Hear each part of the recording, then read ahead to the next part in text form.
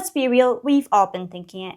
Doesn't this look like something straight out of the Hunger Games? With wealth inequality and unemployment rates increasing, the Western economy set for a crash course towards recession, and a literal erasure of an ethnic group ongoing, it feels like we're living in one of those awful dystopian worlds fiction authors love to write about. As people online keep saying, we're living in the wrong timeline. Today I'll be talking about some intertwined subjects that have been on my mind for several years now. I'll be drawing parallels between the Hunger Games and real life, the fashion industry in times of recession, celebrity fatigue, and the flaunting of oligarchs. Whether you're fed up with the let-them-eat-cake notions and celebrities performing space stunts for clicks, or curious about how a dystopian novel from the 2000s relates to the real world, we're covering it all, so buckle up. And here's your usual disclaimer warning that I am not an expert and my research is of course limited due to time and resource constraints. And if you have anything to contribute to the discussion, leave a comment. My name is Yemi, I'm your host, and let's get into it. Are we living in the Hunger Games? Happy Hunger Games! And may the odds be ever in your favor.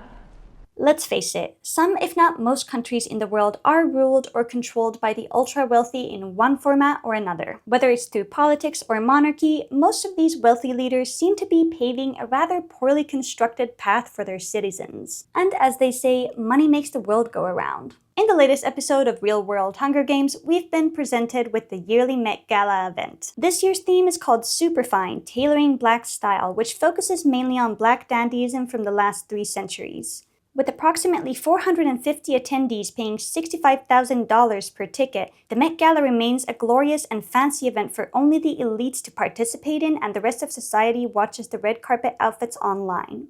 Though lately, it feels like these ultra-rich events aren't exactly celebrated like they used to be. With the wealth gap increasing and unemployment hitting record high numbers, looking at these rich people flaunting over-the-top, never-to-be-worn again and excessively expensive outfits isn't exactly the definition of fun anymore. Whether it's discussing their 12-carat diamonds or saying let them eat cake, this excessive display of apathy has become clear to the lower income classes who used to love the event. The American dream that most of us, even outside of the US, are aware of, has died off and become a thing of the past alongside with its main beneficiaries, the boomer generation. The current and future generations are left with nothing hopeful to grasp onto as they watch the rich flaunt their wealth in a continuously worsening economic crisis. And you know what else? If you put the scenes from the Hunger Games capital and the Met Gala side by side, you'll be playing spot the difference games. The Hunger Games displays many themes such as desensitization to violence,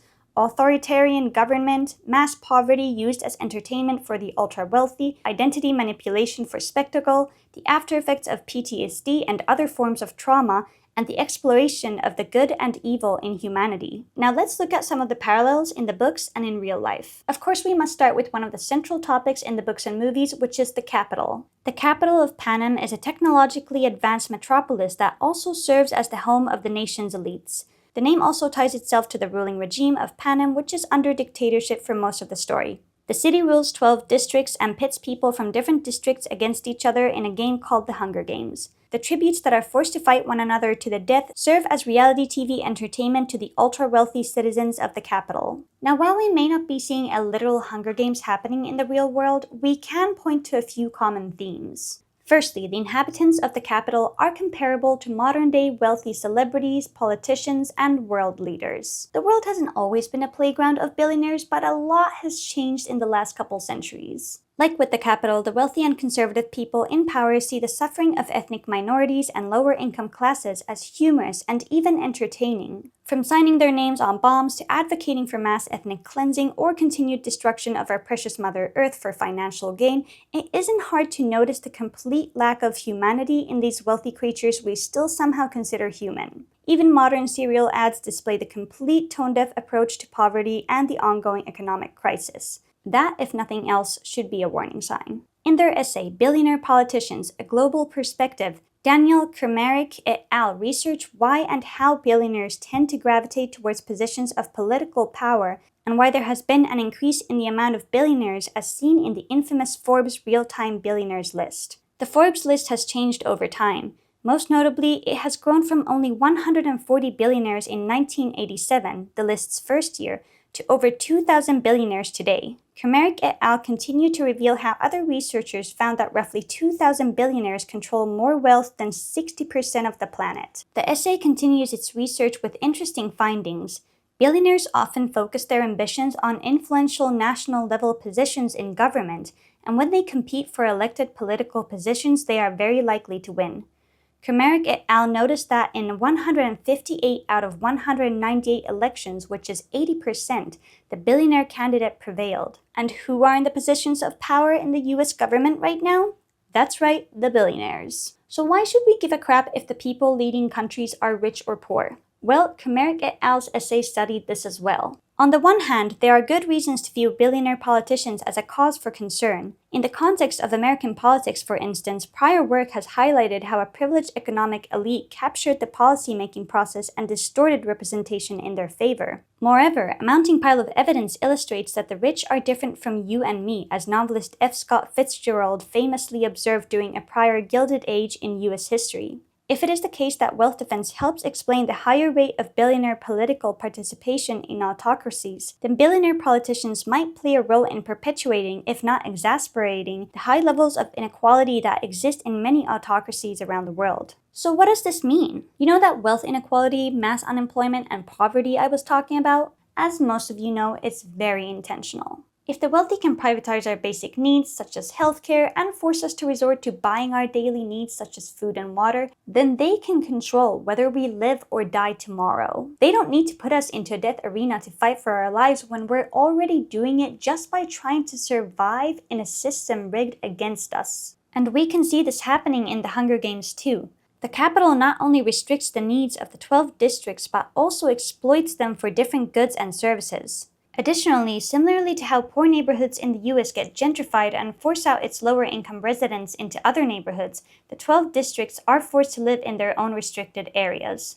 This doesn't just apply to places like the US and the UK, by the way. In their essay, Europe's Hunger Games, Income Distribution, Cost Competitiveness, and Crisis, Servaas, Storm, and C.W.M. Naastepad compare the box office hit Hunger Games to Europe's gradual economic downfall, as with the passage of time, the movie's depiction of the ultra-wealthy and the poor districts seems more and more like real-life event. As capitalist ideals keep transferring over into European politics, an increasing number of countries decrease their support for lower-income households, and the once-admired systems set in place begin to crumble under these harmful changes. Storm and Naastepad argue that the predictable outcome is political instability, street protest over austerity plans, rising xenophobia, and widespread existential anxiety, not unlike life in fictitious Panem. The scary thing is, these predictions have already been set in motion with examples like Barcelona's anti-tourist protests and ongoing protests across the globe, not just against the current war crimes, but also against old and new governmental legislations that have caused more harm than good. And hey, I feel like it's no coincidence that the word capital in the Hunger Games sounds a lot like the word capitalist. The second parallel we can find is the false celebration of ethnic minorities and lower-income classes. Let's briefly return to the Met Gala's theme this year, Black Dandyism. While celebrities are using historical and often painful events linked to Black history as masquerade ball costumes, the actual community itself is not benefiting from this facade in any way aside from exposure. The representation of minorities is just a scratch for the rich to itch and to appear as empathetic and aware, but the money itself goes back to the billionaires who facilitate the event. If we really wanted to respect and represent ethnic and racial minorities and indigenous communities, why have indigenous people such as Native Americans not received any attention or help this whole time whilst continuously having to struggle to keep their land and culture alive? It's saddening how selective the system is in its apparently fair and just care for different groups and communities. Of course, we should celebrate the representation of these minorities and groups, such as with Met Costume Institute's spring exhibition regarding the event's theme. But after all this time, it seems like an afterthought rather than an active effort to make things better.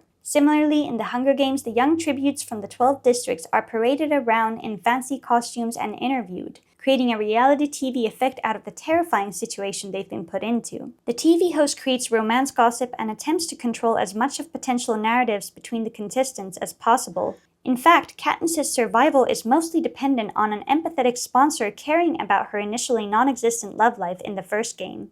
Both the Hunger Games and real-world people in power work to desensitize their society, making their citizens suppress their empathy and humanity in times when it's most needed. This way, once they use their authority to execute inhumane acts, their citizens are more likely to display apathy because it doesn't directly affect them.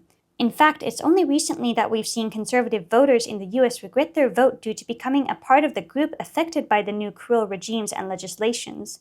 It's deport the outsiders until the outsider is your spouse and children. The third similarity between the Hunger Games and the real world is the use of competition and spectacle to control a society. Real-world competition includes a never-ending struggle for power, fame, and money. And for the less fortunate, a competition to meet basic needs such as affordable housing and food. The capitalist system is a rat race meant to devalue and exploit us till we have no energy left to struggle against it and instead give in to its increasingly ridiculous demands out of desperation. A great example of this exploitation and ostracization, not just monetarily but also racially, is the 2018 movie Sorry to Bother You, in which a young African-American telemarketer adopts a white voice to get customers, which in turn allows him to receive benefits within his company he would otherwise be excluded from. I'm not going to spoil, but there's a lot going on in the background of the movie that is disturbing in its closeness to our potential future with the way things are headed. In the Hunger Games, the tributes are pitted against one another in competition, and instead of displaying pure gore and youth execution on television, the show turns the games into a spectacle, because as we know from the prequel, the games were not popular until the audience was incentivized to emotionally invest in the tributes. You can vote for your favorite tribute, sponsor them with practical gifts while they're fighting to the death, and enjoy the drama and death unfold from the comfort of your home. Instead of being viewed as the literal sacrifices that they are, the tributes become the product that you purchase with your viewership. The tributes are trained to become shining stars on camera only days before they meet their fate, and their dwindling future is dependent on their survival skills and the empathy of the audience to consider them likable enough to deserve to live. And once they die, they do not die as themselves, but as the image that they were forced to create to increase their chances of survival through audience likability. Honoring one's own humanity is a path of doom in a society that thrives on trampling over one another for self-gain. And finally, what happens when you drive your people to the brink? Rebellion. The Hunger Games features two revolutions, one before the games started and the second one approximately 75 years later. Rebellions have occurred throughout human history, with one of the most notable ones being the French Revolution in the 18th century. I wouldn't be surprised if a rebellion or a revolution of some sorts were to occur in the near future in countries like in the US, where the wealthy continue to stir the pot. A big threat to people in power is a nation that is united and able to see who the real enemy is. If the people that you subjugate see each other as the enemy, they focus their efforts in killing each other off instead of going after the root of evil. We've seen this tactic used over and over, and honestly, it's something we should all take some time to research to better educate ourselves on. In conclusion, I think there are many similarities between the Hunger Games and the current state of the world. The only major difference is that human suffering is not displayed as a game on television, though we may be heading in that direction with content creators like Mr. Beast hosting simulations of death games inspired by dystopian media like Squid Games for entertainment. Desperation is clearly a driving factor in the authorization of cruel treatment of lower classes in society. And instead of looking after one another, we are incentivized to trample on our own people in order to advance in society. While the American dream may be dead, the billionaire dream is constantly sold to us as a real possibility, which in turn makes people like wannabe Elon Musk's idolize him and ignore his inhumanity because they think one day they might be in his shoes and would want to be idolized themselves. Anyone with a slightly better advantage will be manipulated to put their trust in the system and idolize it, thus preventing them from using their advantage to help others in need. Whether it's a privileged kid in school or a tribute from a better-off district, the manipulation is the same and blinds its target audience to ignore the cruelty of the system, making them instead focus on how to further advance themselves. In extreme cases, such people would put their lives on the line if it served the purpose of the system. Like real-world promises of wealth attained through hard work, the capital also presents the games to their tributes as a way to permanently escape from poverty. These promises are never kept. But desperation will drive us to take even the slim chance, whether that's in gambling with your life or entertaining a death game for the chance to walk away with great wealth. After all, when they succeed in this manipulation, they can make us think, my life is worth the death of others. To answer my own question, are we living in the Hunger Games? In some ways, I'd say yes. The series is beginning to feel more and more like a documentary rather than a dystopian fiction. History repeats itself. Recession fashion. It's a bird. It's like Like a mockingjay. Since this is a fashion-focused channel and there is a potential recession looming on the horizon, I want to take a moment to look at recession-related fashion. We've started seeing recession-related attire pop up in the fashion industry in the last couple of years, with trends like office siren and corpcore taking over. While last year's Met Gala was easily comparable with the Hunger Games capital fashion in its overtness, this year's was toned down, with most attendees wearing some format of a suit and tie to match the theme, or in the case of some, turning their dresses into ties or making dresses out of suits. I'm not here to analyze how good or bad these looks are because frankly, I've never been interested in such a wasteful way to display fashion. However, what's important to notice is timing. In times of recession, it seems a business and corporate-focused mindset is ideal, hence especially women's attire focusing on tailored suits and outfits that visualize themes of power and seriousness. In a time where everyone is fighting to get even minimum wage or entry-level jobs just to survive, first impressions can make or break you landing that job. In their essay, Fashion of the New Century, Modern Fashion or Expression of Social Status and Clothes for Success, Maria Kertakova and Jordan Efremov discuss the psychological messages in clothing. Clothing is one of the first and primary markers that provide information to the environment about an individual's national and class affiliation, wealth, and age. Fashion is used like a cheat sheet to guess the status and background of the people we associate with. If you dress and act the part, perhaps you can play it too, and this would explain why business style is so beloved during times of recession. Recessions are a very serious matter, and when we're in a state of crisis, we tend to tone down lavish appearances. Except for the ultra-wealthy, of course. Fashion itself as an industry has survived through many recessions surprisingly well, and it seems like luxury fashion continues to thrive regardless of whether there's a recession or not. An article from 2009 called From Prada to Zara, Is the Global Recession Out of Fashion? Points out how luxury fashion brands like Prada continued to increase sales before and during the Great Recession, with Prada's sales growing to $2.5 billion in 2007. Fast fashion, however, suffers during times of recession because its customers cannot be investing in non-essential items during times of economic uncertainty. COVID-19 changed the game, as Wangbei Pang et al. Analyze in their essay Impact of COVID-19 Pandemic Upon Fashion Consumer Behavior, focus on mass and luxury products. The COVID-19 virus changed people's consumption culture. In particular, COVID-19 demands continuous change in major markets where people have switched to purchasing consumption products from offline to online.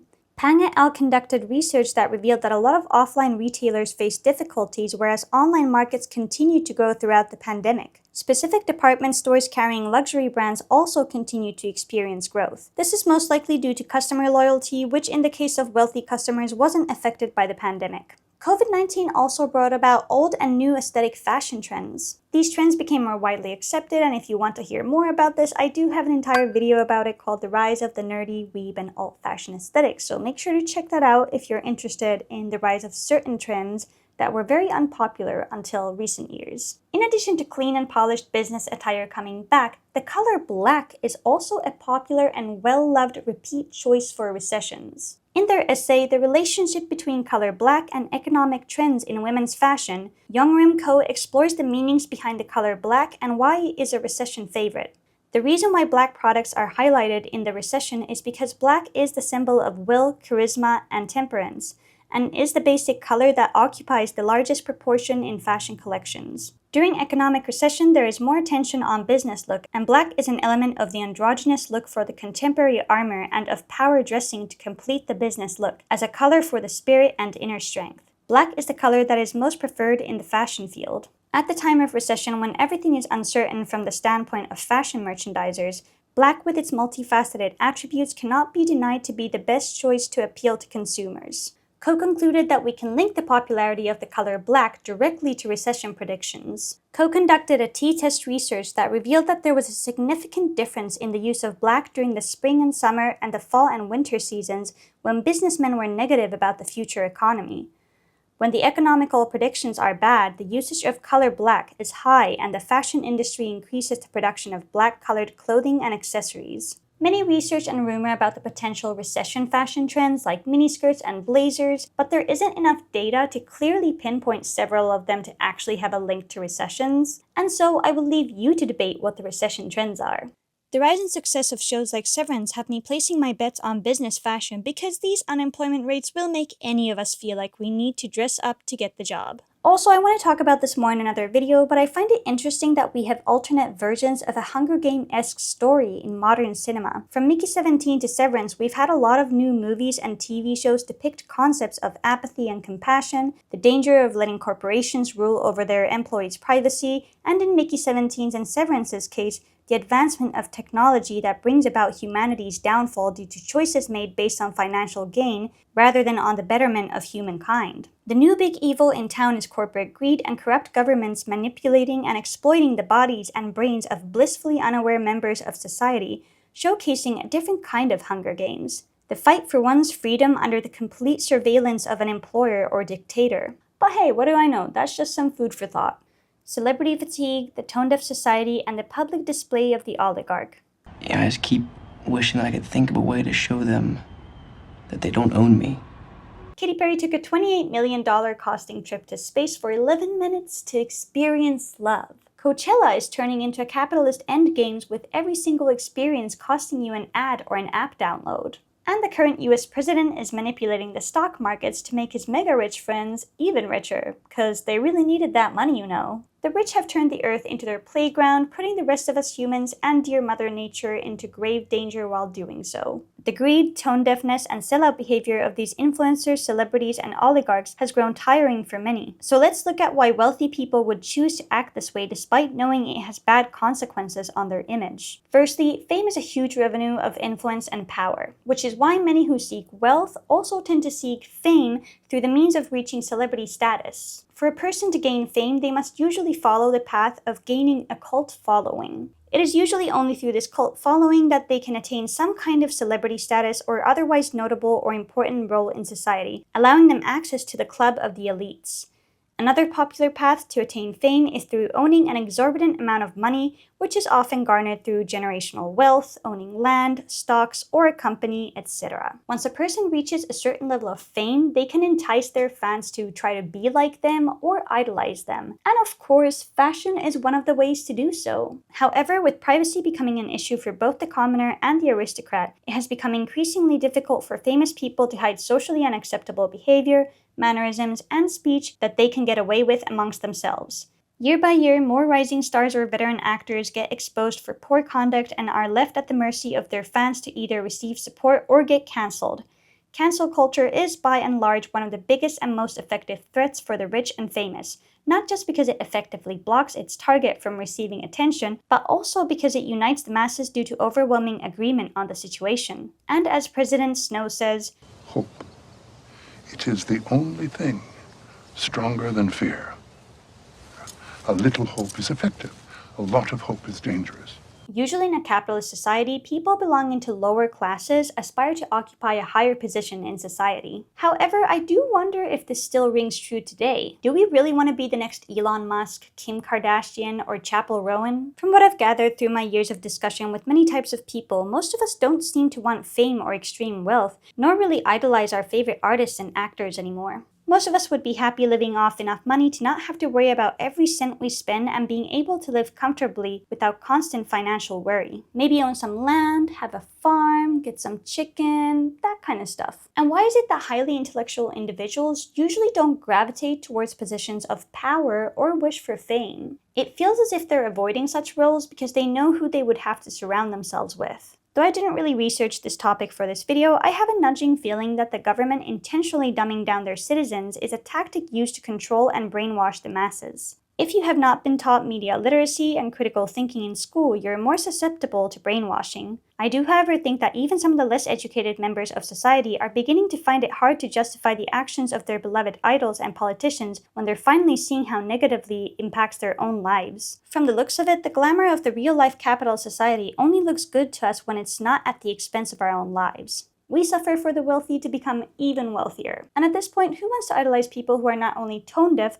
but are also profiting off of us and flaunting their wealth and wastefulness. But you know who does get a shot at potentially becoming celebrity status? Famous influencers. The influencer to celebrity or pop star pipeline has been widely discussed, but I want to shift the conversation to how their style changes to reach their goals. Like with any aspiring elite, influencers who want to be new money act like new money. Krcmaric and Efremov discussed George Simmel's concept of permeating effect. According to him, the lower classes try to imitate the elite, to demonstrate some kind of illusory communion with the upper classes by copying their particular fashions. In this way, these fashions gradually make their way from the top to the bottom, reach the lower strata, and finally spread throughout the whole society. This cycle explains the emergence of mass fashion. Imitating our idols is one of the biggest drivers in fashion trends, and once an actor or singer gets enough attention, their outfits and their performances usually become a source of inspiration. I think though that this mass fashion effect is less effective as we enter an era where every penny counts and the true colors of our favorite idols are showing. I think a lot of rich people are tired of pretending to be empathetic or be seen as relatable, which is why their appearance as a collective remains over the top despite the economic uncertainty their fans live in. They know that they'll be fine in these trying times, so they have no need to hide their wealth or look relatable when they quite literally cannot relate with something that is the fault of the system they abide by. Ultimately, though, celebrities and famous people cannot retain their fame if they are not idolized and thus needed or wanted by society. This is why seemingly surface-level behavior and way of dressing, such as materialism, is still strongly valued amongst the elite and their followers, because it distinguishes them from the other classes and gives their followers something to look forward to. If your favorite idol has a Chanel bag, so should you to be more like them. The irony is, if there is no audience to witness the public display of materialism, it begins to lose its satisfying value. In this way, the lower income population has a bigger grip on the wealthy than we realize. If we do not acknowledge their presence, they have no one to worship or idolize them. No one buys their products, goes to their events, nor invests time or money in them. We've seen short bursts of this mass effect take place since COVID, when an increasing number of TikTok users noticed the complete lack of empathy and relatability of famous influencers and celebrities. This led to mostly inconsistent and short-lived trends of blocking celebrities like Kim Kardashian, Hailey Bieber, and Jojo Siwa. These attempts made the celebrities experience financial losses and forced them to push out more ads so they would get seen by more people. Influencers can get cancelled within moments of posting insensitive content, such as Hailey Bailey with her Let Them Eat Cake Met Gala video last year, and Clara Dow claiming to get breast implants for fun after building a following of millions from body positivity content for flat-chested girls. If no one cares about them, they don't have a platform. But there is an exception. The oligarch. I can think of at least one oligarch who bought a social media platform so he can force people to like him. If you're online, you've probably seen the term oligarch used everywhere right now. Oligarchy is a small group of people wielding control over a country, organization, or institution. Something that I found interesting while researching oligarchy and fashion for the wealthy classes is that rich people supposedly divide themselves into good rich and bad rich. In her essay Oligarch Moralities of Wealth, The Russian Case, Elizabeth Schimpfessel brings in the terms good rich and bad rich, exploring through various researchers' findings how the wealthy across the globe seem to agree on a worthy or good rich and an unworthy and bad rich category. If this is the case, perhaps some of the wealthiest people on Earth consider themselves to be good rich if they give back to their community in one way or another, even if it's all just for show or falsifies the action itself. Maybe in a twisted way, the wealthy think that by occasionally pretending to be inclusive or care about ethnic minorities, especially after the damage to them has already been done, they believe they are good people for granting these minorities a short-lived moment in the spotlight. And this doesn't apply just to minorities, this applies to anyone who is not part of the 1%. This false compassion displayed both by the capital's people and real-world wealthy will not pass off as genuine because they will never truly be able to put themselves in our shoes, and thus fail in their attempt to humor us with the pretense of relatability. Ultimately, as we all know, the wealthy oligarchs are the only ones who can dress well or poorly without the judgment on their appearances hindering them. Most of them seem to truly believe they are superior beings, and thus these facades of empathy or celebrations of the commoner come off as ingenuine, because they are. As Schimpfessel says so well, as for many elites around the world, for them too, it is abundantly clear that whether one travels in economy class or by private jet is down to talent, intelligence, entrepreneurial skills, and hard work. So in the case of the oligarch, one's dress and behavior is mostly safe from judgment due to the great financial hold that they have on the rest of society. The 40% wealth owners on this globe find themselves to be unaffected and unbothered by matters regarding humanity's survival and well-being. As we've come to a place where the fog of false empathy and care has been lifted, it is like the citizens of the capital themselves are treading on this earth. We're the district citizens and they get to control what kinds of lives we get to lead. That is, if they let us live. Conclusion. This is what they do, and we must fight back! The Hunger Games can be rendered as a documentary when you apply it to several parts of the world and take out some of its fantasy elements such as monsters and physical arenas. The Hunger Games are not restricted to an arena but are instead ongoing around the world under the control of dictators and warlords. As the Hunger Games, Sorry to Bother You, and Severance all point out, the cost of a human sacrifice means nothing to those in power. The Hunger Games showed an entire generation that the most revolutionary thing they could do was to be compassionate and seek unity. I think one of the things that makes us human is compassion, and compassion is always needed in times of great injustice. We must choose to be kind, to relate to and understand each other. It is only when we choose to do good, even if it causes us personal disadvantage, that we can truly begin to treat each other as equals. So choose to support one another instead of trampling on each other to better benefit from a system that is rigged against you. As Katniss Everdeen said, Fire is catching. And if we burn, you burn with us.